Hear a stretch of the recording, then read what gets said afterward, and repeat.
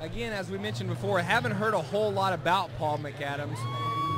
I do know that he is Ken Peroty's trainer, and being that Ken Peroty is 3-0 with us, it's some preliminary respect that needs to be given to Paul Macadams and what he's doing as far as his training ability. We'll see. He is a smaller fighter. We'll see what he has as far as Bryan Goldsby goes. Again, here's another one where we're just answering some questions preliminarily with both of these fighters. But both of these fighters, from what we hear out of the background, have both been around the block. Again, Goldsby from Atlanta, training out of Atlanta from Macon, fought with a lot of guys around in Georgia and trained with various people. And then we have Paul Macadams from Muscle Shoals.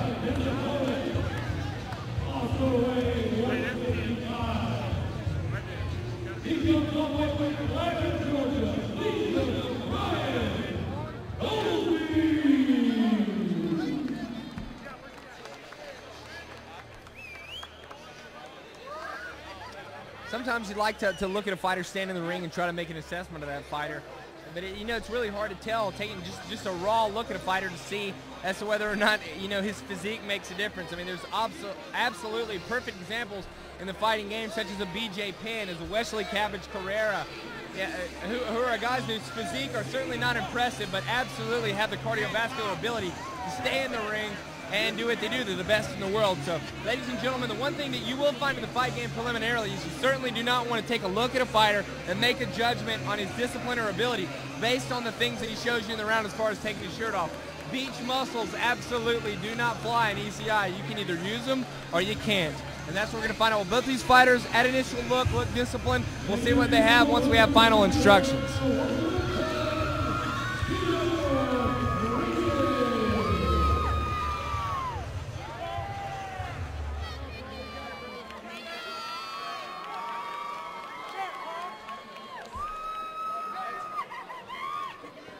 Again, we got Mike the Mad Bomber Kniest in the ring. Mike Kniest checking all the judges. Checking the bell. Here we go. Carr in the red and black. Pardon me, again, I keep misspeaking. Macadams in the red and black. Pardon me. Goldsby in the blue and green. Both men seeming, big right hand and done. Wow, ladies and gentlemen, Bryan Goldsby knocked Paul Macadams off his axis. Paul Macadams' legs still aren't under him. Get his trainer in the ring after him. Ladies and gentlemen, that was a humongous right hand and the big right hand to follow.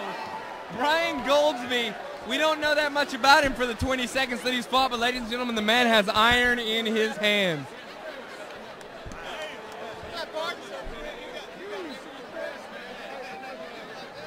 Absolutely, absolutely. There are a lot of people who are feeling that one in their jaw in the crowd, Scott Jennings. Holy! Hey! Hey! Do it again. Do it again.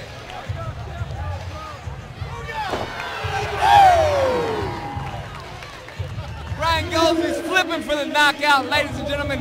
When you got enough energy after a fight to cut a backflip, you know you ended it early.